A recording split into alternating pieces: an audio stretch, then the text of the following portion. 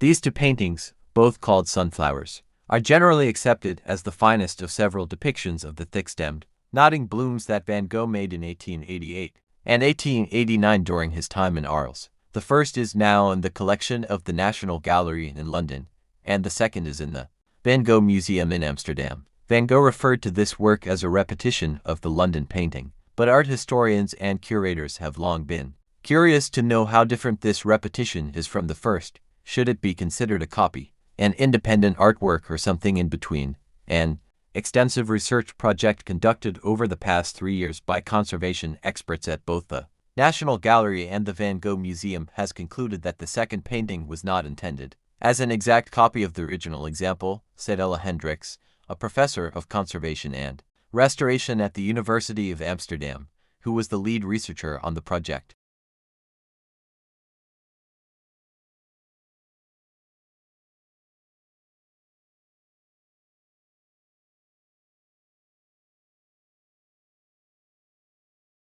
We are trying to understand the locomotion of one of our closest living relatives, which is the orangutan, and also the locomotion of all of the apes and the common ancestor of humans and the other apes. And in that area, we have had a big problem traditionally, and that we know a lot about how they move around the forest. I've been out to the forest and spent a year recording the different types of locomotion they use, but we have no idea about the energetic cost of how they move around the forest and the solutions that they find to problems of moving around the canopy. And what we're doing here is using the park or athletes as an analogy for a large-bodied ape moving around a complex environment and getting them to move around in the course that we've made that they've never seen before, and we're going to record their energetic expenditure while they're doing it.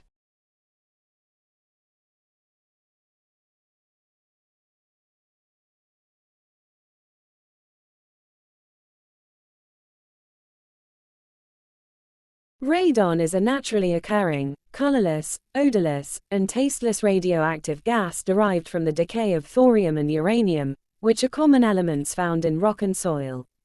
Radon gas becomes entrapped in houses and other buildings by seeping into cracks in foundations or basements, or by entering through sump pumps or other drainage systems. Though most people have heard of radon, very few test their homes for the radioactive gas. One study reported that 82% of respondents had heard of radon, but only 15% had tested for radon.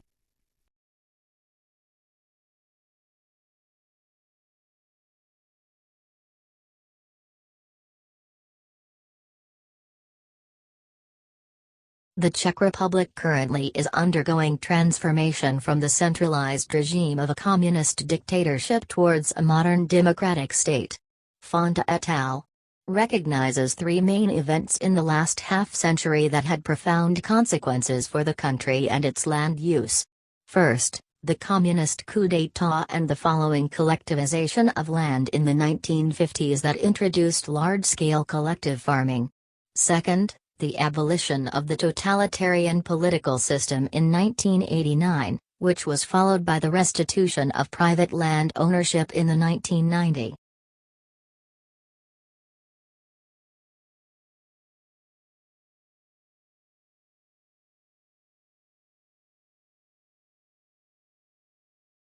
The thing that makes it difficult is because even if life had evolved on Mars, the chances of being preserved are very small.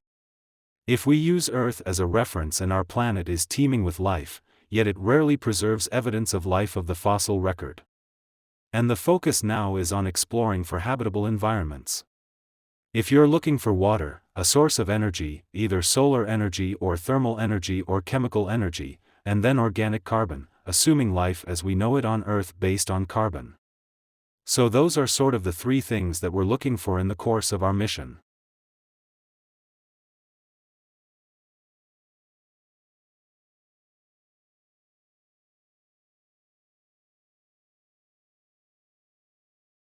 Also, malaria is something that is a very complex disease with this complex life cycle. That means that if you're going to eliminate it, you have to be able to target cute parasites in humans. You have to be able to target parasites in the mosquitoes, that mosquito population. And so that requires a lot of resources. It requires really good planning and a health system across all these different levels. And so I think the political capital that you need for that, the educational infrastructure you need for that, the economic resources you need for that are quite a challenge.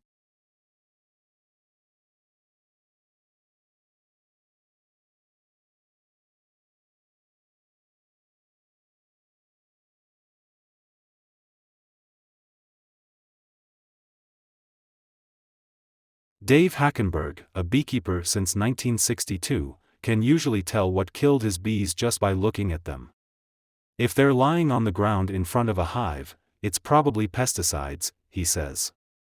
If the bees are deformed and wingless, it's probably vampire mites. But last fall, Hackenberg saw something he had never seen before. Thousands of his bee Colorado nests simply disappeared. He was in Florida at the time, pulling the lids off some of his commercial hives. To his horror, they were all empty.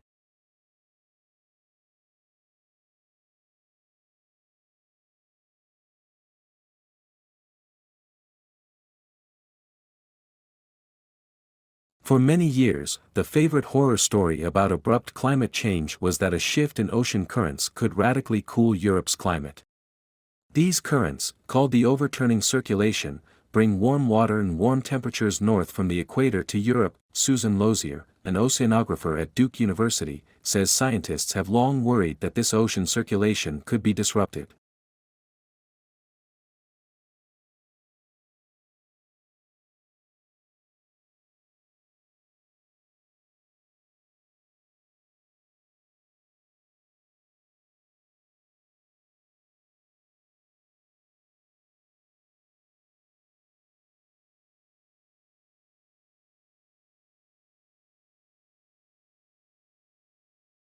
Although Oikawa is much too young to have been directly affected by the expulsion of the Japanese Canadians from the Pacific coast, her anger at the treatment they endured during and immediately after the Second World War is apparent in the very use of the word violence in the title.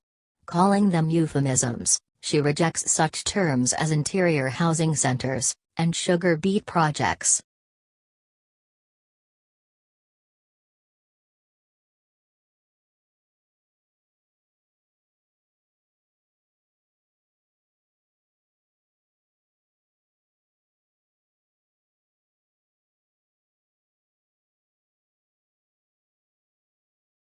The editors hold that if identity politics has no preordained political effects, then to a significant degree, the risks and dilemmas of identity politics signal not a failure of identity politics per se but a failure of states to democratize their political processes. They find this to be especially true of liberal democracies, where open political space for an engaged citizenry requires public institutions that possess the capacity, determination to develop procedures and guidelines for addressing claims in ways that are compatible with the rule of law, constitutional principles, and public reason.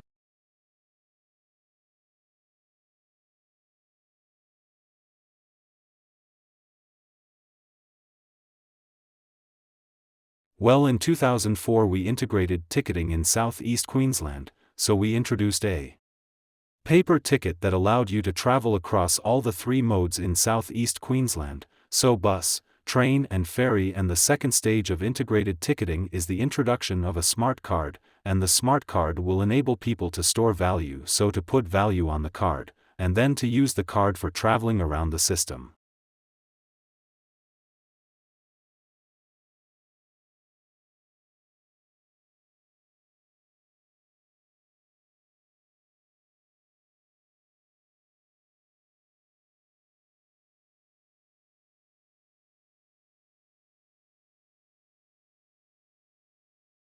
Milk production, that is, lactation, is a major component of reproduction in mammals.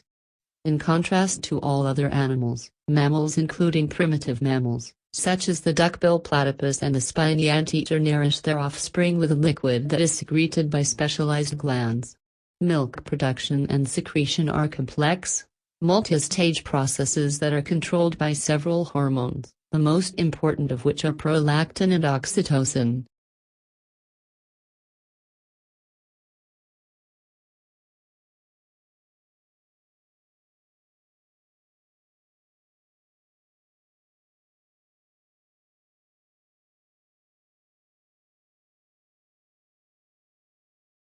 There are few studies on research training programs within the realm of Asian American health disparities. The existing literature on training programs tends to emphasize broad components such as mentorship and an examination of the community and academic partnership. Moreover, the current available literature pertains mostly to clinical practitioners such as nurses and doctors in residency rather than researchers. Few articles employed quantitative evaluation methods, because most of these evaluations were limited to a low number of participants.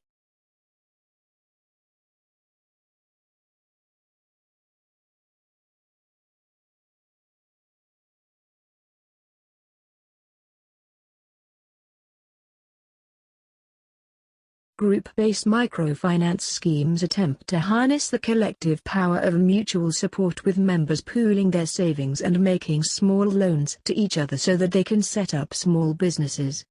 Most aim to improve the economic power of and employment opportunities for women in their immediate community, and many aim to confront ingrained discriminatory attitudes to women. Some aim to facilitate the attendance of girls at school and change attitudes to the paid employment of women outside their homes.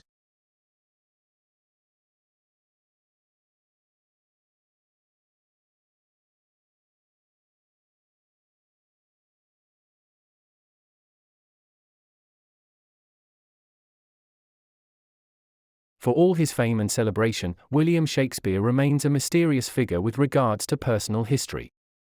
There are just two primary sources for information on the bard: his works, and various legal and church documents that have survived from Elizabethan times. Naturally, there are many gaps in this body of information, which tells us little about Shakespeare the man.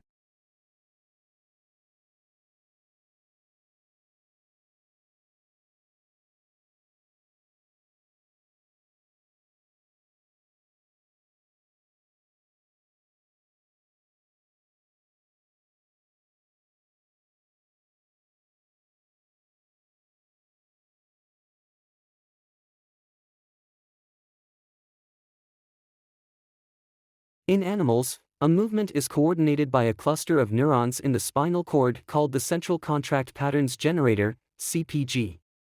This produces signals that drive muscles to contract rhythmically in a way that produces running or walking, depending on the pattern of pulses. A simple signal from the brain instructs the CPG to switch between different modes, such as going from a standstill to walking.